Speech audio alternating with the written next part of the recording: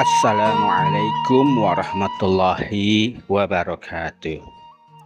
Alhamdulillah wa syukurillah. Sampurasunun.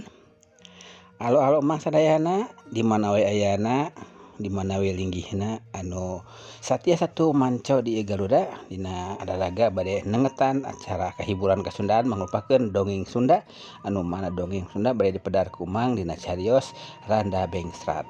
Randa Bengsrat bade neraskeun carios anu katunda dina dinten kamari kiwari bade majeng ka bagian anu ka opatna gitu tah pemirsa. Dinten kamari ka diluna ayeuna bade nyambung kanu bagian ka opatna. Pemirsa sadayana mang selaku admin di channel teu oleh sejanjunkeun hapunten ka pamirsa sadayana boh bilih kirang sapagodos sareng mang tina tayangan ieu dongeng Sunda atau hiburan Kasundaan ieu ataupun konten anu kumang dipidangkeun kanggo pamirsa sareng alo-alo sadayana di mana we aya di mana we leungna. Harapan mang mudah-mudahan ieu pidangan mang tiasa janten menghibur kalbu pangmeberah kana manah pamirsa sareng alo-alo sadayana di mana we aya di mana we leungna. Mangatuh sapados teu kolong kana waktos urang kawitan wae gelaran hiburan Kasundaan mangrupakeun dongeng Sunda. Sok geura kaparayun geura mararanco deui dina HP-na sewang-sewangan. Prung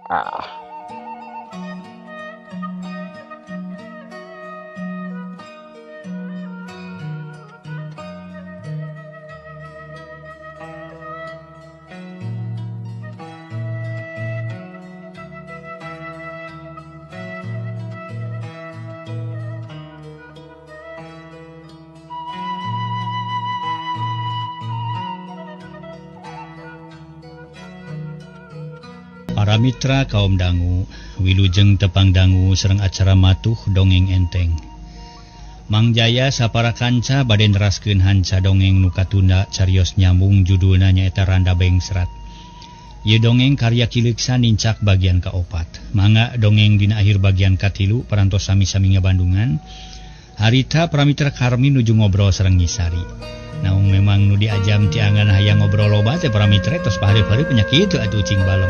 Mangga para mitra urang teraskeun hanca dongengna etang-etang hiburan pangbeberahmana. Carios nyambung judulna Randa Bengsrat karya Bapak betul karya Kileuksa dina bagian kaopat.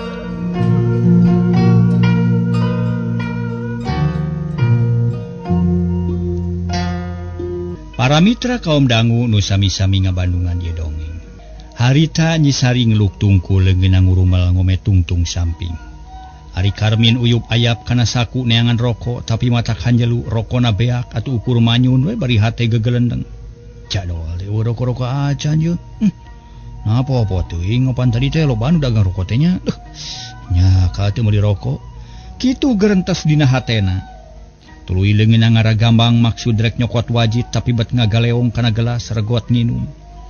Renghap Karmi narik napas panjang hayang geura ngomong rek ngebrehkeun eusining ati. Tapi letah jeung bibir asa aya nu ngarapet hese pisan rek dipake nyarita. Atuh jajantung jadi ratug teu puguh rasa. Lila-lila mah Karmi nekad sabab kapikir bakal rugi lamun eta kasempetan teu dimangfaatkeun. Atuh geus buleud hate mah tuluy ngadehem pok nyarita bari neuteub ka Nyisari. Poh Nyai punten akang teh bade tumaros. Mangga ngajawabna semu reuas da geus dakeur tungkul. Bupi Nyai laras jenengan teh Sari. Mun abdi mah pun Sari na make naros kitu. Pan ustos uninga sanes. Nyisari rada wani tapi can wani neuteub lila-lila. Ih sanes kitu maksud akang teh. Pilih lepat margi ari jenengan teh seueur nu sami. Nuhun ari sangkan akang leres matang tos moal asa-asa margi. Karmi bingung keur nuluykeunana naha rek dinyaritakeun naon. Aya naon margina? Oh, kikieu Nyai akang rumaos ti sonten genetos nutur-nutur ka Nyai. Malihan mah waktos Nyai ngagaleus hati oge. Wakang tos diintip-intip nanging tadi mah teu wantun da isin sareng sieun aya nu nyeuselan. Isin kusaha sareng sieun kusaha? Oh, Nyai, kapan tadi ge buktos ning ka sieun akang teh teu nyalahan. Da geuning di jalan aya nu megat, satu mirja teh saleresna. Akang mah janten hariwang bilih di jalan aya nu megat deui kitu. Karmin beuki wani nyaritana atuh jadi lancar ayeuna mah. Da katara Nyisari ge jiga nu panasaran hayang ngajentrehkeun eta masalah. Teu dasar emutan Kang da Kang Miri Jama sanes naon-naon moal matak naon-naon da abdi kitu naon-naon. Geuning tadi aya naon-naon. Karmin seuri leutik. Eta mah amon sorangan pedah ti payun kantos sasarengan ti Sumedang ka bahkan asem. Oh jadi sanes bicara ge nya eta teh. Sanes dengan ukur wawuh hungkul. Ngan kapun bapa mah tos kekenalan da puguh sok sering kabunut. Oh si Mirja teh urang bunut kitu. Sumuhun urang bunut. Manawi teh urang dieu hanas tos sieun akang teh bili aya nu megat di jalan. Ari kitu mah kahartos atuh. Taina akang teh wali wakca walaka supados kahartos ku nyai. Dupi nyai teh masih keneh lagas. Ceuk Karmin sakaligus nanyakeun eta meuni togmol pisan pramitra. Kulantaran manehna hayang jentre. Nah, da abdi mah teh acan ngemutan anu kitu. Anu leres. Teu percanten taroskeun kapun bapa. Percanten akang ge. Nuhun ari kitu mah. Ayeuna akang bade naros. Kumaha pami enjing bade nepangan deui ataha bade ditampil sawa moal. Ceuk Karmin panoneuteub kanu geulis. Mangga we abdi mah tara ka mana-mana diantos ku abdi. Jawabna bari imut. Cirining atoh sarta daek narima ka Karmin. Atuh meuni nyeblak nempo imut nyi mojang teh hate Karmin deg-degan. Nuhun atuh nyai tangtos enjing bade nepangan deui. Dupi ayeuna bade mulih. Bade nanging kumaha atuh nya sieun dipegat si Mirja.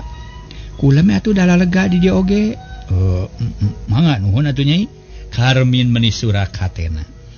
Sabab eta nu dipikah hayangna oge tapi hate rada aringgis bisi kumaha onam. Nanging punten da di dieu mah batan sakieu Kang sagala rupina ge awon moal nyugemakeun. Ulah ngapeskeun salira nyai komo di akang mah langkung ti awon. Tos ulah nyaur-nyaurkeun kitu mending ge teu kebat nyaritana jajantung kalah ratu da teu wani po. Mending naon Kang?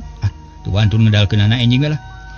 Ih geuning kitu nya aya pamegat elehan teuing. Karmin ngaheab hatena. Mung ari disebut elehan mah. Atuh jadi teu geuna cicing rek wakca balaka berat ku bibir. Ari henteu lebar ku waktu, ari rek pok pisan sieun kadengeun ku kolotna, da kamar sarena teh teu jauh ti dinya. Akang bade wakca nanging aya syaratna nyai. Naon syaratna kitu? Nyai kedah ngalih ka dieu sing caket atuh urang ngaharewoskeun.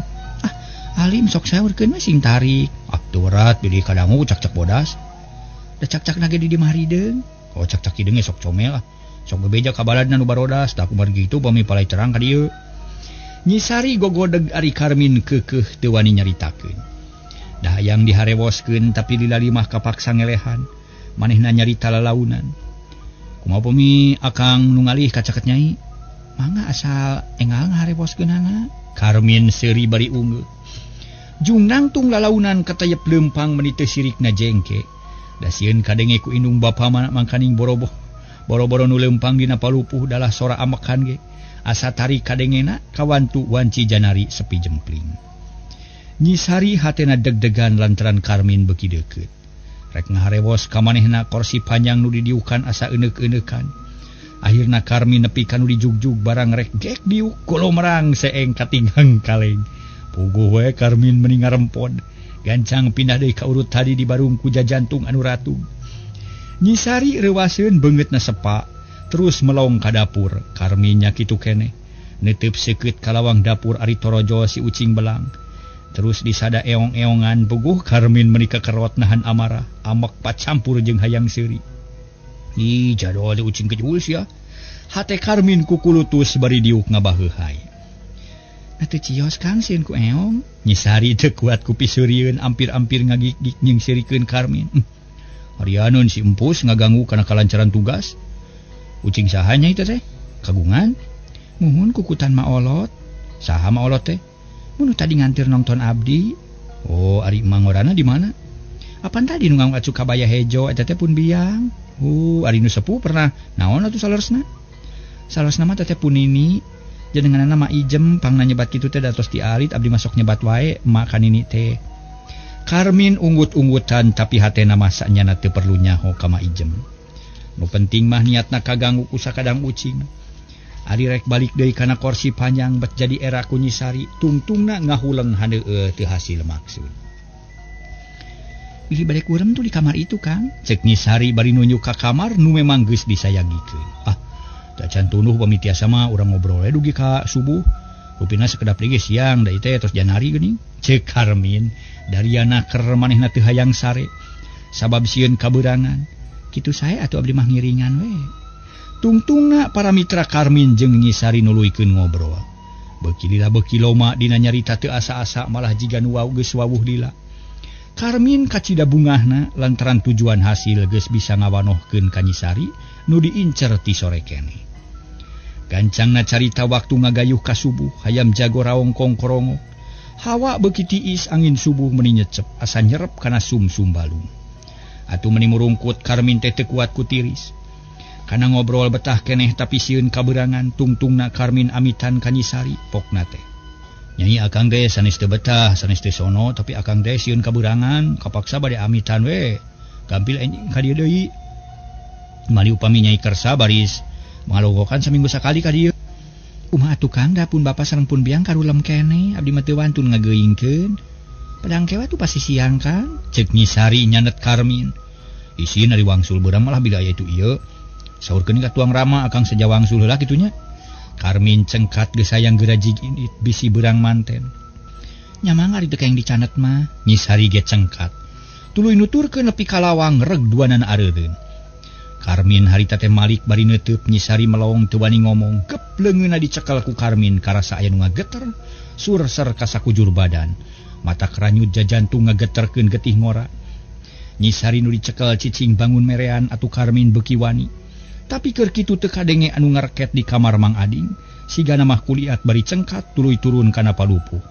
Karmin ngarengkog deui tuluy ngaharewos ka Nyi Sari. Pileuleuh Nyai enjing tepang deui nya. Mangga kang wilujeng angkat bangun haneueul. Jerut Karmin turun kaburuan hawa subuh beuki nyerep kana kulit. Meuni nyecep ka mata kabulusan. Tapi teu leuwih pikiran gedig leumpang rusuhna keur dahayang buru-buru jauh ti imah Nyi Sari. Anya akal peuting teh sakedeung pisan asa karek bieu bet geus subuh deui tapi peuting isukan bisa ka dieu deui da moal aya nu ngagokan. Ceuk hate Karmin bari jongjon leumpang. Jalan nu disorang masih keneh nanya Karmin ngahaja make jalan nu berasna ka Cikadu. Ngarah deukeut jeung ulah patepung jeung balad Mirja. Sabab Karmin tetep sieun bisi aya nu megat di jalan. Di wetan pajar geus hibar, sora manuk geus recet. Utamana manuk saeran jeung harita teh para mitra nu baceo patimalan jeung baturna. Lila-lila berai beurang jalan sidik cai ibun ngagarendang. Nu dina tungtung daun, Karmin ngagedig leumpang ngahaja digancangkeun, itung-itung ngagibrikeun rasa tiris.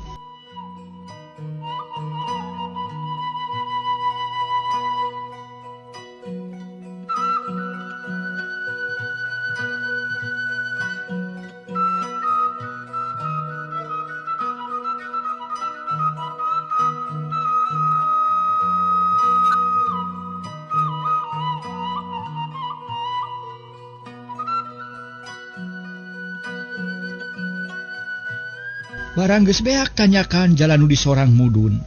Kenca jeung katuhu loba tangkal gebang. Kalaneuh kebon sampe. Breh aya nu leumpang meuni ngagedig atuh Karmin olokok asa apal kana gidigna jeung apal kana bajuna. Ai jiga si Hardi. Nah es di mana sih sebelu teh? Ceuk Karmin ngomong sorangan tuluy setengah lumpat rek nyusul baturna.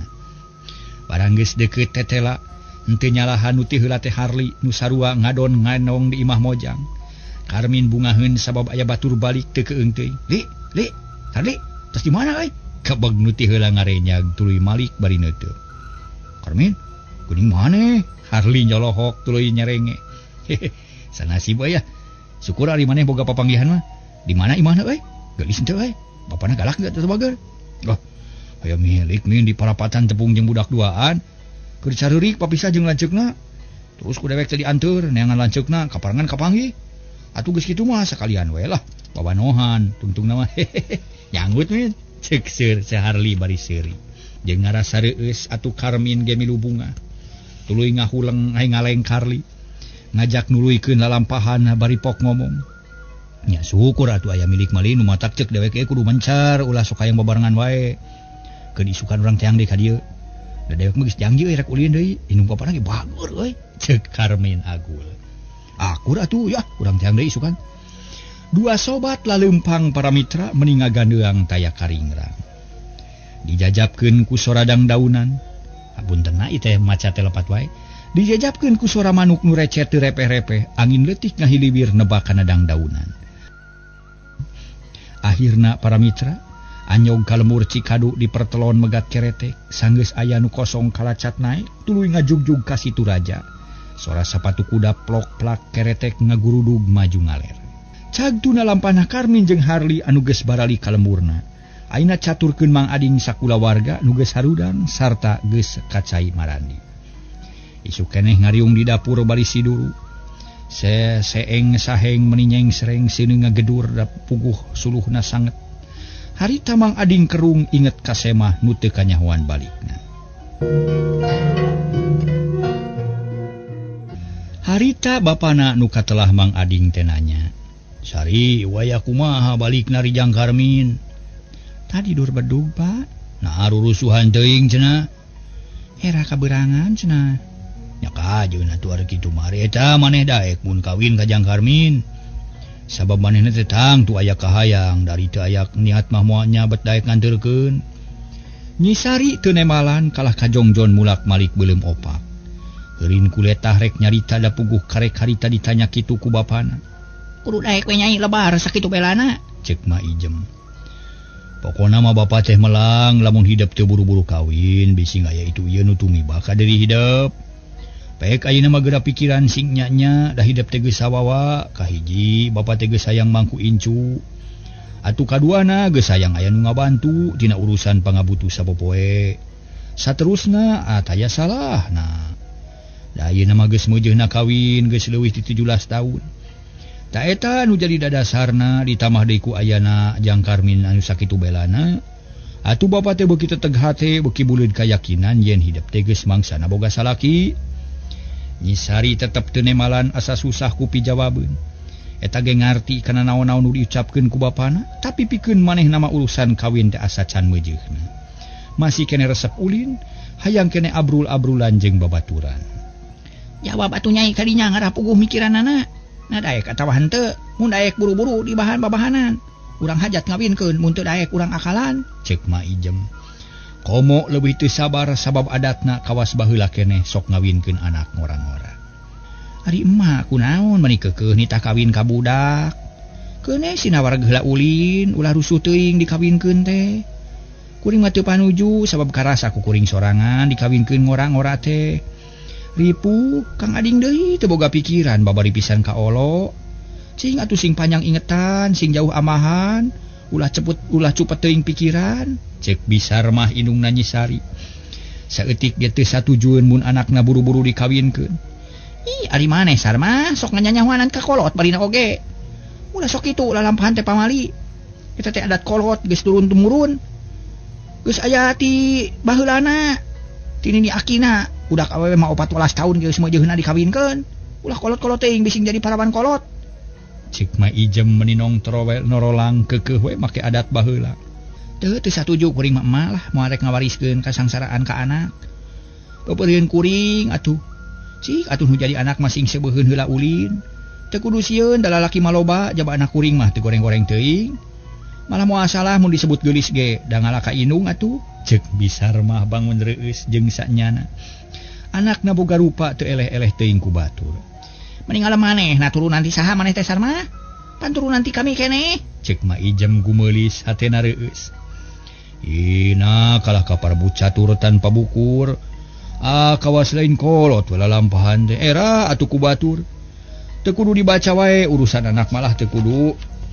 Da batur ge geus nyarahweun," cek Mang Ading bari ngasurkeun suluh ngarah seuneuna tetep gede. "Nya ari geus ngarti mah atuh naha, teu kudu loba kasieun.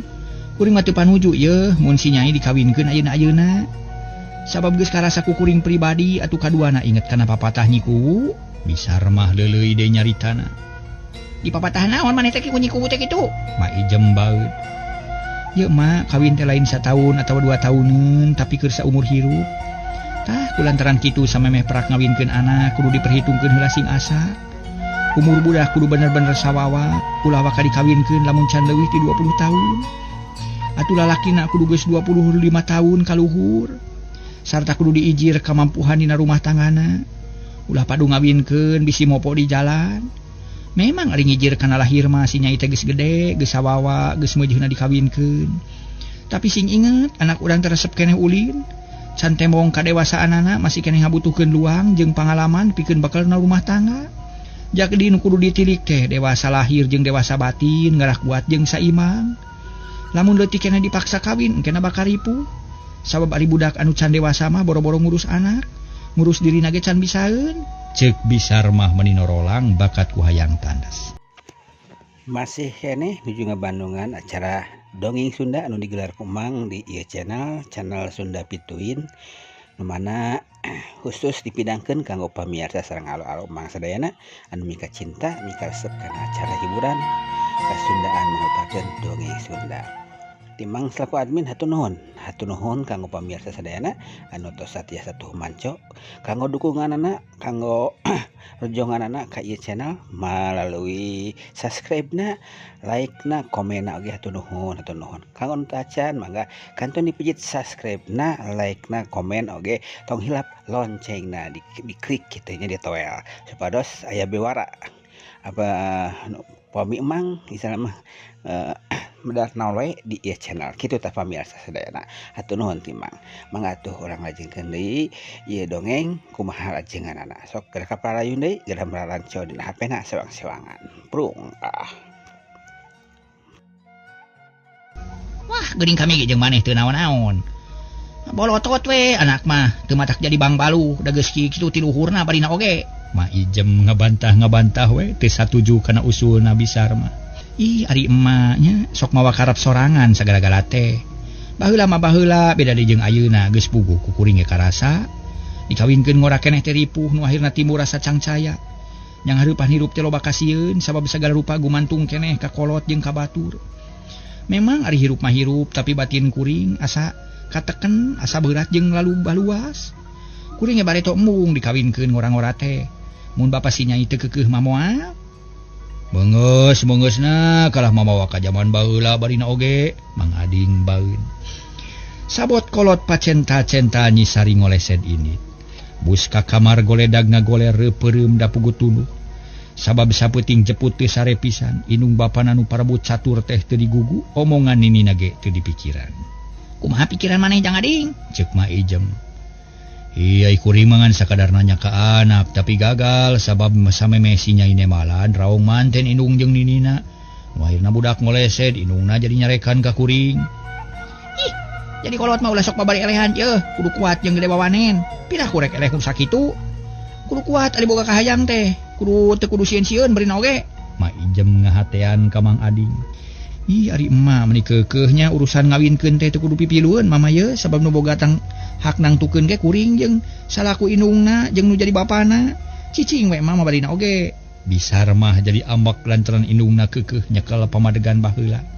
Ah, kajeun kumaha karep atuh. Ari teu beurang diomongan ku kolot mah.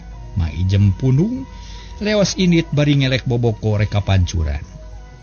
Sajongjongan mah Bisar mah jeung Mang Ading teu ngaromong. Mang Ading ngahulang mikiran omongan pamajikanana.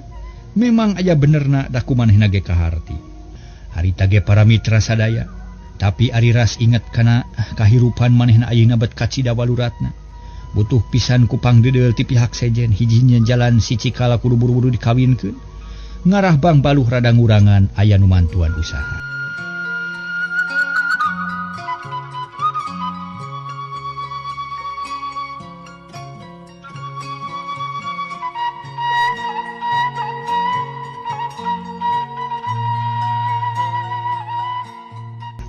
Kang Ading ulah kamikiran ujas si nyai barina oge. Ah batur rusuhan teuing da geus waktuna kudu dipaksa ku kolot. Ceuk Bisar mah ngamimitian deui nyarita. Ih, hari manehna tadi mah hayang neangan pijalaneun we geusan mereskeun kahirupan urang nu batan sakieu. Coba pikir kumanehna boga sawah saeutik hasilna teh sabaraha ari parabaneun loba. Beuki dieu beuki berat lamun teu buru-buru neangan cara pikeun memeresna meureun kahirupan urang teh. Bakal leuwih peret hirup teh sabab beuki lila beuki berat. Tapi lamun si Cikal buru-buru dikawinkeun bakal lain ngabanyel-banyel sarta anu mantuan usaha saeutikna oge meureun si Cikal mah teu kudu diparaban we ku urang kitu lantaran nguturkeun salaki. Tak kitu. Jadi perhitungan akang teh demi kapal hadinya tapi pikir kumana na kapikir atawa henteu. Kaharti ku kurang eta pinaha teu karunya kitu ka si nyai dipapaksa sina kawin. nu bakal manggih lalakon cara urang. Sabab ku kuring ge geus katoong mun lalakon cara kuring bareto kadina ge moal beda kitu lalakon teh. Jadi pokona mah lah pasti ripuh cara kuring ayeuna sabab dikawinkeun bari can nepi kana waktuna kitu tah.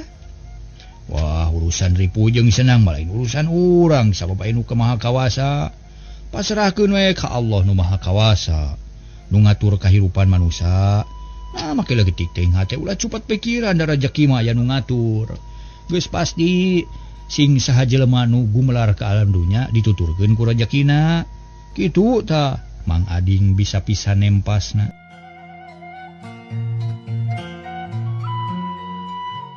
Para mitra kaum dangu, harita ngadenge carita anu jadi salakina. Bisar mah nyarita deui. Tapi akang kudu inget nasib manusia teh salilana ditangtukeun ku pangeran. Sabab kadangkala sok aya nu diakibatkeun tina kalakuan manusia sorangan. Hartina mah mun manusia hayang senang, hayang jauh tina kasusah jeung kariweuh kudu ikhtiar. Sabab kasenangan teh moal gerak ti langit, tangtu kudu diteangan ku jalan ikhtiar. Apan kumang lebih ge minang disebut-sebut yen Allah moal ngarobah nasib hiji kaum, lamun eta kaum taya tarekah pikeun ngarobah nasibna. Jadi geus jentre pisan yen nasib manusia teh gumantung kana tarekahna. Buktina loba urang dieu maju teh lain datang rezeki ti langit, tapi hasil dijarawe, hasil usaha matakeun akal tarekah. Nu gedol tani meureun panena alus, nu rajin kuli meunang buruh, nu tukang dagang meunang bati, nu kadul ripuh taya kadaek ngrong segwe meureun lah. Meureun sakana kitu ge ripuh sabab teu daek ikhtiar. Tah kitu ceuk pamikir kuring mah. Cek Mang Acek Bisar mah atuh Mang Ading ngahulang kasadekeun ku omongan pamajikan. Sabab manehna ge sorangan sok ngadengekeun kana khutbahna palebe. Atawa sok mineng ngadengekeun pangajian-pangajian da memang kitu. Urusan kasusah urang ayeuna ulah dikaitkeun deui ka anak. Sabab mun dipikirannya pikiran akang museur kana urusan kasusah ayeuna ngandung harti si nyai terek dijual. Pikeun nutupan pangabutuh urang tah kulantaran kitu kuring mah bekitu panuju we kana niat akang teh. Mang Besar mah lah akang rek mikir heula. Sing panceg kayakin teh Kang ulah kabawa ku sakaba-kaba. Soal lalaki nu unggah ka imah urang eta mah biasa da bohongan di urang bet aya awewe. Kadalikeun masing apik pikiran sangkan si nyai bisa milih kalayan taliti. Urang bere kasempetan ku urang pikeun neangan pisalakieun meunang milih sorangan. Ari pikeun kuring mah kasaha sage perak wae asa jinisna sukaeun sarta anak urang ridoeun.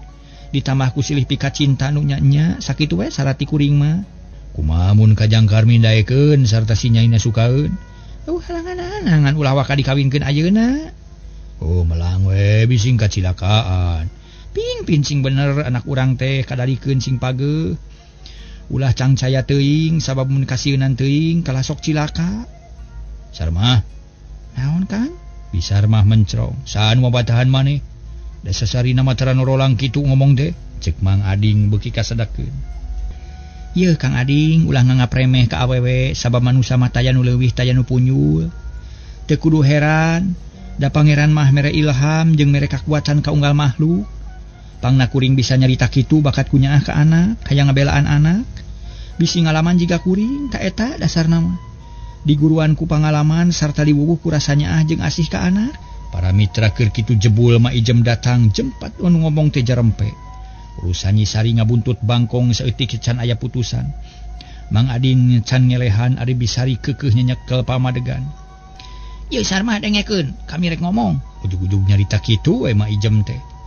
Cag nu naboboko tuluy diuk gigireun anakna. Manggeus lah mah paling ge urusan tadi Bisar mah teu ngawaro. Dengekeun heula kami terek nyaritakeun pangalaman batur. Nu bisa dipake ngeunteung ku urang. Mun maneh hayang ti berasare dengekeun omongan kami. Urusan percaya jeung henteu mah prak masrahkeun da maraneh geus kadolot. Aya naon kitu mah balik ti cai ujug-ujug nyarita kitu we. Kieu sarmah tadi di cai loba nu ngomong yang di lemur urang teh aya nu cilaka. Peuting tadi aya nu ngampihan lalaki akibatna anak mangsani kacilakaan. Lalakina kabur turun ti imah teu bebeja. Sarta ayeuna keur pada neangan tah kitu sarmah pek pikiran kayaknya. Bisar mah jeung Mang Ading ngarenyag.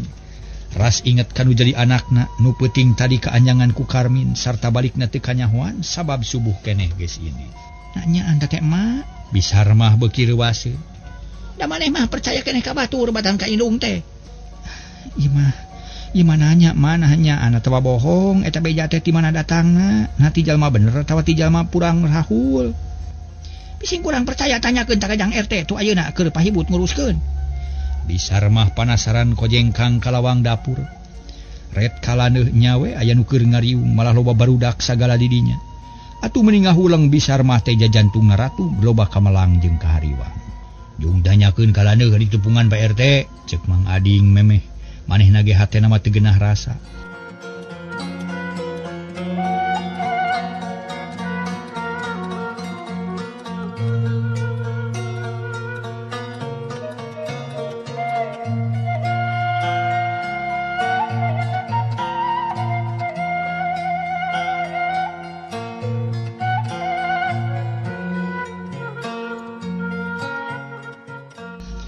Bisar mah ngaleos tuturubun muru kanu ngariung.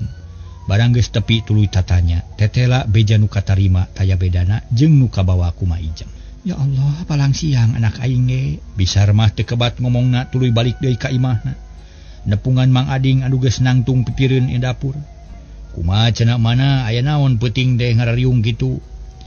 Nyaan sakumaha ceuk mah anak Mang Sanib kapalingan. Tu ayeuna keur ngading diut we ceurik. Bisar mah hari beus-beus hatena jadi tagiwur teu puguh rasa. Palang siang Mang Ading teu kebat nyaritana tuluy abus ka imah menirusu. Brug-brug lempang dina palupu. Muru ka kamar anakna dituturkeun ku Bisar mah nu sarua melangna. Nyai nyaring heula sakedeung buru-buru hudang aya penting. Ceuk Mang Ading bari nyingkapkeun hordeng. Korejat nyisari hudang tuluy ngadenge nu gageroan bangun rusuh. Jung nangtung bruk rubuh deui da puguh lieur keneh sarta panoncan sidik kana tincakeun. Gila launan atuh, pek tegerkeun heulalanan. Atuh da meni rusuh Kang Ading mah mun jeung kira-kira ari ngageuingkeun teh cicing heula nyai tong waka hudang barin oge. Bisar mi nyampeurkeun ka anakna tuluy dicekel pepeuteyanana. Aya naon kitu mah kahuruan atawa kumaha? Ceuk Nyisari bari gigisi. Henteu teu kahuruan sing teger we ulah reuwas-reuwas. Sanggeus kumpul lembutan Nyisari bijeu ti kamar. Gek diuk di tengah imah kitu deui Bisar mah jeung Mang Ading. Malah mah ijem ge nuturkeun tapi teu loba omong ayeuna mah. Harita Nyisari nanya, "Aya naon ieu teh mah nu sanyana?" "Kieu nyai ieu teh mah ngadenge beja ti Pak RT. Yen di lumur urang anu kacilakaan sarta ayeuna keur diuruskeun kudu wajib. Malah nu cilaka ge ngading diut we ceurik," ceuk Bisar mah. "Yakeun wae nu cilaka mah atuh mah make ngageuingkeun kuring sagala." Nyisari rada keuheuleun sabab keur ti brasare diganggu. "Ieu mah cilaka ge beda deui jeung biasa nyai. Ieu mah anu kaleungitan tapi barangna aya." "Teu puguh teuing keur naon make disebutkeun leungit ari barangna aya mah? Eta mah jelema lieur menurut mah." Nyisari beuki ambekeun. Tuluy cengkat rek abus deui ka kamar nuluykeun sare. Tapi Mang Ading ngerikat ngajewang leungeunna bari nyarita. "Ulah ka init nyai bapa aya tanyakeun. Dengekeun sing tenget sabab aya hubungan jeung kapentingan maneh." "Mah teh Pak indung jeung bapa menitaya nu benernya. Aya naon atuh sanyana meni matak bingung?" Nyisari diuk deui. "Pikiran nyai geus teteg atawa acan, mun can teteg si beungeut heula ngarah ka harti." "Ti tadi ge geus teteg pikiran kuring mah Pak, ngan beda nu dibawa ku emak teu mata ka harti beja naon teh kitu." "Kieu anak king. Ari bapa jeung emak teh ngarasa melang bisi hidup kacilakaan sabab batur ge anu kajadian kitu." Cing bapa rek nanya ari tadi Jang Karmin sare di mana. Mang Ading neuteuk.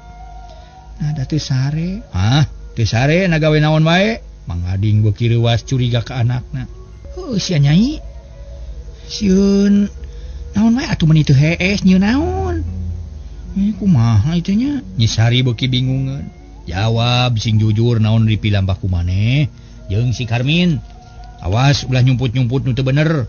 Dawa lahir ge bakal kanyahoan. Bapa mah teu hayang ngadenge boga anak beunang diga. Artina mah lah digampang ku jalma saliwat." Cek Mang Ading dariana keur nyarita bangun anu hariwang pisan. Atuh geus ngadenge kitu mah Nyisari ngarti nya seuri leutik tuluy ngajawab. "Oh eta nu dimaksud ku bapa teh sing percanten atuh Pak, abdi mah da teu milampah lain-lain. Tadi mah Kang Karmin dititah sare ka kamar teh teu daekeun. Sieun kabeurangan manehna ngajak ngobrol nepi ka wanci subuh. Kang Karmin teu daekeun milampah nu lain-lain estu sopan jeung nyaho di tata krama. Tah kitu Pak, abdi nerangkeun sajujur-jujurna bumi langit jadi saksina, cek Nyi Sari kalawan tenang. Henteu ngarasa reuwas, teu sieun ayeuna mah atuh ari kadenge kitu mah regreg hate bisar mah jeung Mang Ading teh kitu deui mah ijem. Nya syukur ari nya kitu mah Bapa mah percaya kana omongan hideep. Bapa teu reuwas bisi hideep ka bawah ku sakaba-kaba nu akhirna matak bibirang jeung matak cilaka. Nuhun ari teu naon mah nuhun. Mang Ading ngareret ka bisar mah nu direret narik napas jero pok nyarita. Nyai pikeun mupus ka hariwang jeung sangka anu lain-lain ayeuna marek nanya. Sarta ku hideep kudu dijawab nu sajujur-jujurna. Kumaha sikap hideep ka Jang Karmin aya pikir kadua leutik ka manehna teh? Nyi Sari ngeluk tungkul para wargi teu wanieun balaka ari ditanya kitu. Jajantung Nyi Sari Ratug teu bisa ngajawab, teu bisa nerangkeun ka indungna. Naon nu sanyana keur dirasakeun ku hatena. Sabab manehna sorangan can ngarti jeung can bisa mastikeun kumaha sikap Nyi Sari ka Karmin. Ulah asa-asa jeung ulah era-era mage baheula ngorak heula. Ngarti kana perasaan nu ngarora, pek wak cabala ka emak jeung ka bapa. Nya pek sing terang-terangan da bapa ge moal naon-naon mun hideep aya pikir kadua leutik meureun kari nerangkeun. Atuh mun eueuh niat sarua we kari nerangkeun. Ari pokona mah Jang Karmin bisi nya sedek ka bapa. Jadi bapa teh kudu saya gipi jawabeun ti ayeuna ngarah teu pasalia jeung hate hideep kitu. Abdi mah nyuhunkeun waktos kanggo ngemut-ngemut we Pak. Jawab Nyi Sari tetep teu wanieun balaka. Nya kajeun ari kitu mah ku bapa ge di waktu sapeuting. Jeung memang waktuna kurang mernah ayeuna mah. Menang waktuna kaburu beak di ongko rami terasa daya. Urang cekapkeun heula dugi ka dieu pamirsa sadayana sadayana carios dongeng Sunda anu nuju dipedar dina judul Landaping Serat. Hatur nuhun kanggo paratosanana. Insyaallah enjing urang patepang deui. Sakitu nu kapiatur mang undur diri wabillahi taufiq wal hidayah. Wassalamualaikum warahmatullahi wabarakatuh. Caga.